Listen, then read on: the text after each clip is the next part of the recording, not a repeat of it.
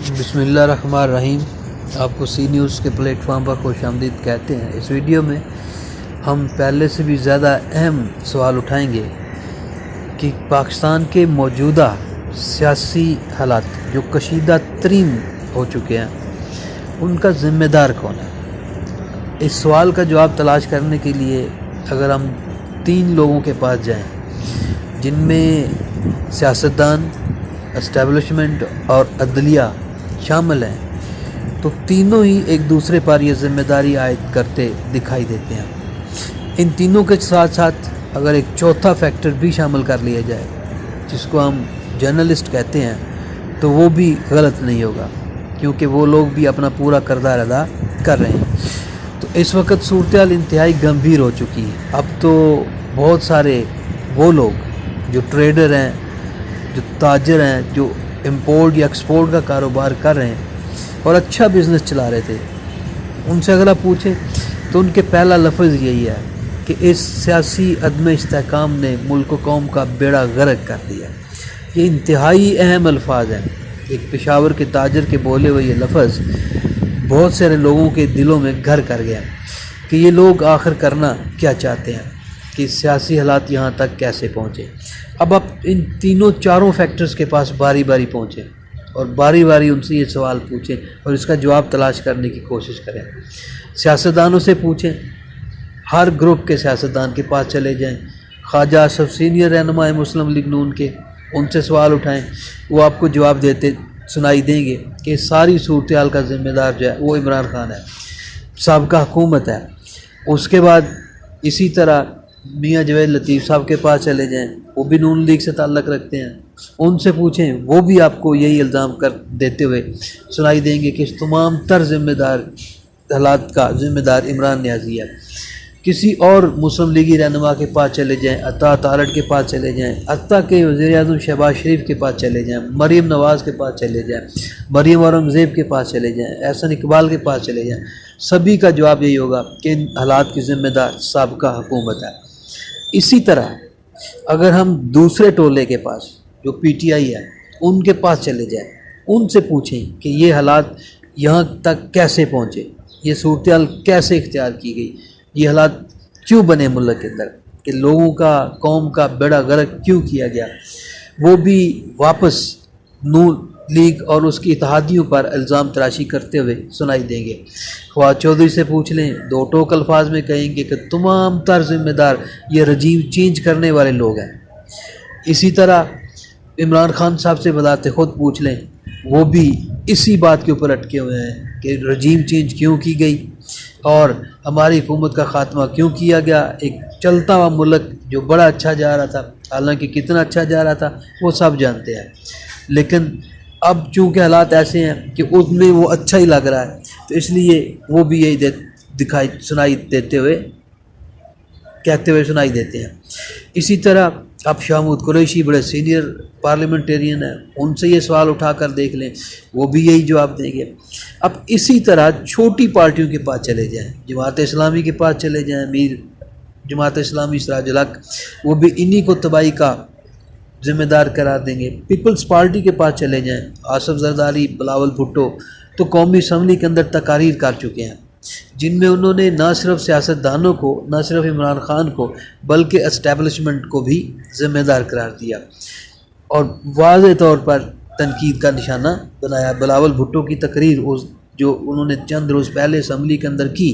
وہ ایک اہم چیز ہے جس میں اسٹیبلشمنٹ کو بھرپور تنقید کا نشانہ بنایا گیا۔ پاکستانی سیاست میں اسٹیبلشمنٹ کا کیا کردار رہا ہے، اس سے کوئی ڈھکا چھپا نہیں ہے،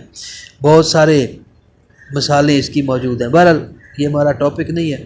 ابھی ہم دیکھ رہے ہیں کہ اس پوری صورتحال کا ذمہ دار کون ہے، اور بعض انگلیاں عدالت کی طرف بھی اٹھ رہی ہیں۔ بعض لوگ، بعض ماہرین، بعض کریٹکس، ان کا یہ کال ہے، وہ کہنا واضح طور پہ وہ یہ موقف اپناتے ہوئے دکھائی دیتے ہیں کہ عدالت ون سائیڈڈ موو کر رہی ہے، تو یہ کوئی اچھی بات نہیں ہے۔ عدلیہ کی طرف انگلیوں کا اٹھنا، عدلیہ پر یہ اعتراضات آنا، وکلاء ہیں تو وہ بھی تقسیم ہے، قانونی ماہرین ہیں، آئین کے ماہرین ہیں، وہ بہترین لائے عمل دے سکتے ہیں، لیکن وہ بھی تقسیم ہے۔ تو تقسیم در تقسیم معاشرہ انتہائی خوفناک ہوتا ہے اور برے حالات کی طرف بڑھتا ہے۔ تو اس کے علاوہ جو فیکٹر رہ جاتا ہے جس نے قوم کو صحیح آئینہ دکھانا ہوتا ہے، جو قوم کے کان اور آنکھیں ہوتا ہے، وہ ہے جرنلزم کا۔ تو جرنلزم کے اندر بھی ہم دیکھ سکتے ہیں صدیق جان جیسے لوگ، سمیع ابراہیم جیسے لوگ، اسی طرح احمد میر جیسے لوگ، اسی طرح ڈاکٹر معید پیرزادہ جیسے لوگ، اسی طرح عمران ریاض خان جیسے لوگ، یہ لوگ صابر شاکر جیسے لوگ، کوئی ملک میں بیٹھا ہے، کوئی ملک سے باہر بیٹھا ہے، اور وہ اپنا گیم پلے کر رہے ہیں۔ ان کے اپنے مفادات ہیں، ان کا شاید جمہوریت سے یا سیاست سے یا اس سے کوئی تعلق ہے یا نہیں ہے، ان کے مفادات ہیں، اور وہ ہے صرف اور پیسے کا اصول، اس کے لیے وہ لڑ رہے ہیں اور اپنے مفادات نکال رہے ہیں۔ تو اب انہوں نے اس کا کیا جواب دینا ہے؟ اگر ان سے یہ سوال پوچھیں گے تو وہ ٹیلی ویژن سکرینز پر بیٹھے ہوئے تماشا لگاتے ہوئے دکھائی دیتے ہیں۔ وہ سوالات اٹھائے جاتے ہیں کہ جن کا کوئی مقصد ہی نہیں ہے، بلکہ وہ کچھ کہہ دیا جاتا ہے کہ جس سے مزید آگ بھڑکائی جا سکے، کیونکہ انہیں ویوز کی ضرورت ہے، انہیں اپنی جو ریٹنگ ہے اس کی ضرورت ہے، وہ تو اس کے لیے ان کا پیسہ بنے گا، لہذا وہ اس کے لیے اسٹرگل کر رہے ہیں۔ تو جب ملک میں یہ صورتحال پیدا ہو جائے تو پھر کسی بھی طرح کے حالات کے لیے تیار رہنا چاہیے، وہ خاص سری لنکا کے حالات کو مد نظر رکھا جائے یا اس وقت موجودہ صورتحال جو سوڈان کی ہے اس کو سامنے رکھا جائے۔ تو اس لیے اب ذمہ داری بھی انہی لوگوں پر عائد ہوتی ہے، کیونکہ ایک دوسرے پر الزام تراشی یہ کر چکے، ایک دوسرے پر انہوں نے تنقید بھی کی، حتیٰ کہ اس حد تک ذاتیات تک چلے گیا کہ قتل و غارت کی دھمکیاں جو ہیں وہ بھی آنا شروع ہو گئی۔ تو اس صورتحال سے بہت کچھ اخذ بھی کیا جا سکتا ہے کہ ہماری جو نیکسٹ منزل ہے، ہماری جو اگلی ڈیسٹینیشن ہے وہ کیا ہے، ہم جانا کدھر چاہ رہے ہیں۔ دنیا تو اپنے پاؤں پر کھڑی ہو چکی، بنگلہ دیش ہمارے سے علیحدہ ہوا، لیکن بنگلہ دیش اس وقت کس صورتحال میں ہے؟ اس کا جی ڈی پی دیکھیں، اس کی معاشی حالت دیکھیں، اس کی باقی پالیسیز دیکھیں،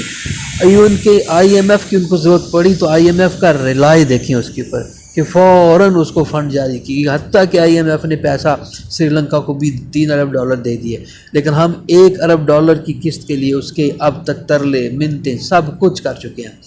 تو یہ حالات بنائے گئے ہیں، یہ حالات یہاں تک پہنچائے گئے ہیں،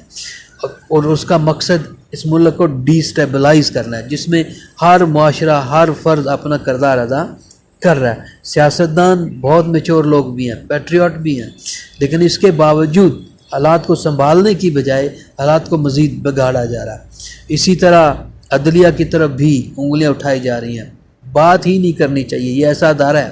جس کے بارے میں بات ہی کرنے کا کسی کو موقع نہیں ملنا چاہیے، منصف وہ کردار ادا کر رہا ہو۔ اسٹیبلشمنٹ کے اوپر تو اب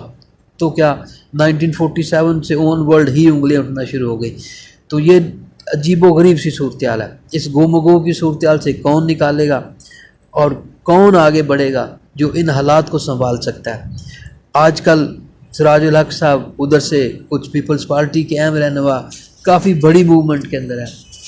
یا انہیں لانچ کیا گیا ہے کہ جناب کسی بھی طرح ان حالات کو سنبھالا جائے، کیونکہ اب صورتحال جو ہے وہ خراب سے خراب تر ہوتی جا رہی، مگر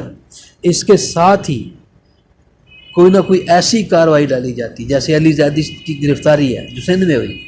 اور جس طرح ان کو گرفتار کیا گیا، اور جس طرح ایک دن کی بجائے دوسرے دن عدالت میں لایا گیا، جو حسن سلوک کیا گیا،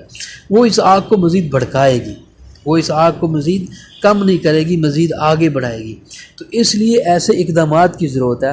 جو فوری طور پر اس سیاسی کشیدگی کو، جس نے ملک اور قوم کا بیڑا غرق کر دیا، اس کو حل کی جانب لے جا سکے۔